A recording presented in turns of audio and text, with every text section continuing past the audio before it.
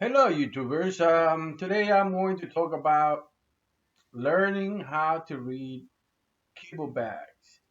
I'm also going to be talking about general nutrition for canines, for dogs.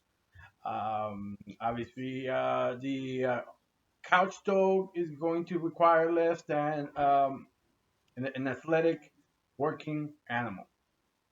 So they are going to require different nutritional values, nutritional levels in their kibble, in their food, in order for them to perform at their highest level. Again, the couch potato dog, or excuse me, the couch dog will not require too much because it's just going from on and off the couch, and so it requires less than a dog that always being conditioned or it conditions itself on the chain or some other apparatus. Um, let's start with the kibble.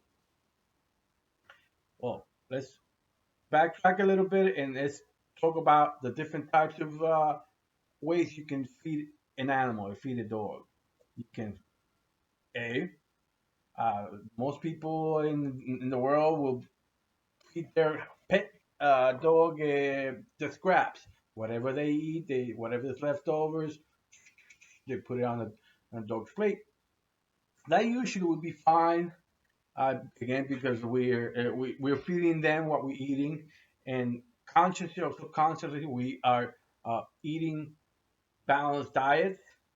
All the group food groups are there, and so the dogs are fine. Again, if they're not doing anything, even better, and they tend to gain weight. That is one I'm fine with that. The dogs enjoy it. The dogs look forward to dinner, and they it's part of feeling like the pack, part of the pack. So that is a way of doing it. A lot of third world countries, a lot of people in those third world countries do it that way. Give the leftovers to the animals, their pets, and the pets get to taste different types of food. I remember I used to, and I still do. If I'm eating fruit, I give a little piece of fruit, banana, mango, whatever. I'm giving it to fruits. I'm also give my dogs if I'm eating beets. I enjoy eating raw beets, and apparently they the dogs enjoy it as well. And obviously, there's a lot of things you should research that if you're into dogs. Research beets for athletic dogs. Anyway, move forward. If you are thinking of going and choosing uh, a raw diet, I don't recommend it for people that haven't studied or haven't had dogs, unless if you haven't had working animals and you are looking to work. When I use the word work, could mean many things, meaning condition himself. If you're looking to do some sort of sport with him, anything that keeps him active, I will label it as work. So if you're looking to do that with your animal, and you are serious about raw diets, I strongly suggest that while you are developing your diet for your animal, you also take him to the vet and do blood work, see where all his levels are at, and then adjust the diet accordingly. That way, and again, it'll be a process, but once you learn the process, it will stay with you for the rest of your life. Um, put that to the side. Now let's talk about kibble. Kibble. In order for you to identify the best option for in your area, because I could tell you an X brand, buy that X brand, that's the best. Um, but perhaps in your country, in your neck of the woods, they don't have that brand, so you're stuck. So rather than tell you a brand, I want to teach you how to look and evaluate the kibble that you have in your local area, in your store. Okay, number one, ignore the back. Ignore the pretty color. if it's a nice graphics, if it says this and that, premium, they use the word premium, quality, organic, no grain. Um, Great, that's nice, but let's look at the important things. You should never look at anything like that. Look at two different things. Two things you need to look at is the ingredient list and the percentages. Just the evaluation of what percentage of protein, but it can't be looked at by itself because that percentage or nutritional percentage can be misleading. And I'll tell you why. Look at the ingredients. If you're not looking at ingredients and it's the percentage is telling you it's a high level of protein in the bag. Oh really? Wow, yeah. But it's not telling you, for example, it's not telling you that it's coming from corn, as an example. That is the most. That's the ingredient, cheapest ingredient, and it's evaluated as protein. But a lot of dogs are allergic to it, and it is the grain that is least digestible to a dog, corn. So that is one of the reasons why you see bigger poop if you're feeding a dog corn-based kibble. The poop is huge, stinks, and the dog might react, have an allergic reaction. The dog will have to eat more because it's trying to grab as much, and because it's not digestible enough, it needs to grab more. So I eventually try to scrape the digestible part out of it. It's so one thing is for sure: look at the ingredients.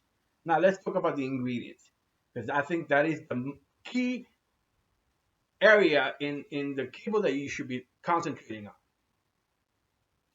All right, and there's another trick in that manufacturers use when putting in this uh, kibble bags. They'll be using, for example, in the first ingredient. Let's back up a little bit and tell you that ingredient list is sorted in order of weight, meaning the ingredient that is used most for the kibble is number one. So, and that represents that in that kibble, the biggest ingredient, the most ingredient is the first one, the second one, and the third one, so on and so forth. So that is the order that they sort this ingredient list. So you have to be careful. This is some tricky manufacturers try to confuse you by putting in, for example, chicken, and then it'll say meat, and then it'll be some sort of corn or some sort of grain. This is a trick because it's mentioning chicken or meat or one or the other, but it's remember it's evaluated by the weight of the ingredient. But this is weighted before production, before producing the kibble. So they're weighing, as an example, a quarter chicken, boom, in comparison to the rest of the ingredients. But you're not thinking that this chicken is going to be dehydrated. All the water is going to be sucked out. So this chicken that weighed X number of ounces now is a third of that weight. But in the ingredient list, they can still put them as number one because when they weighed before production, before processing, the chicken weighed more. So, but after processing, that chicken probably was like four ingredients back, like, and that corn becomes the number one source of that protein.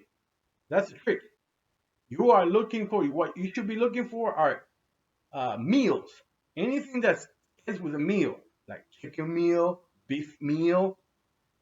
What that means is it's the chicken dehydrated.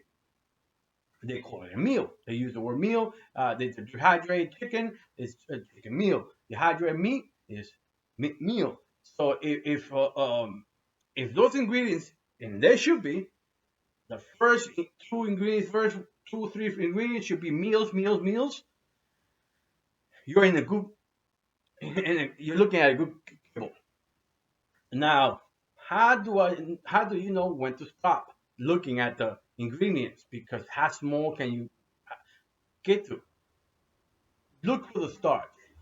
Look for the kind of like the oil, the fat, or yeah, like the fat. It's really the fat is because that oil or fat is what it's being used to keep everything together. So once you find that, could be chicken fat or something. Once you find that, you consider that to the left, meaning the beginning of the ingredient list. To that point, that's more than 50% of what the cable is. Stop there because everything else from after the fat, after the oil, it's going to be really minute things in comparison to the ones over there. So now you have the ability to go to any store, anywhere, and identify the best quality cable for you and your animal. All right. I hope that helped you. I hope it's clear enough. Um, I could have broken down more about nutritional values, the balances that you need to do, and but that would take longer, and I have to go back to work. So I hope you enjoy this video. I'm gonna be trying to do videos for people that enjoy their dogs and want to do more for their dogs, not the people that just want to give them a quarter chicken and that's it. You know, I know a lot of people, some breeders tell you, oh, just give them a quarter chicken a day. That's all. That's all you need. That's all you need. But if you want to give them show them more muscle, go to your supplement store and find the muscle builders, the best muscle builders you can find. This is I've been told this by a loudmouth breeder. Quarter chickens is all they need, and if you want more muscles on that dog, supplement it with a muscle building supplement. Uh, my dogs are. Let me show you. I'm gonna try to show you my dogs all the time. Again, this is two of my dogs. Let me see if I could call the other one. Capi, come here, Papa. Come here. Venga, Papa. This is my other male. Here's my puppy. Yep. All right. I'm gonna show you. They play so rough. Let me show back. Hello. Say hello, Papa. Hello. All right. They play so rough that they scar themselves a little bit. I would see. Oh, this is girl. She's jealous. See, but they play rough, so they. He's the youngest one, but he has like a little scars because he's rough.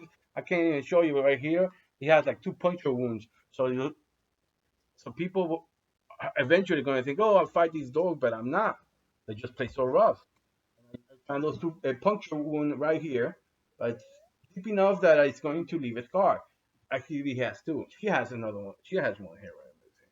See that right here?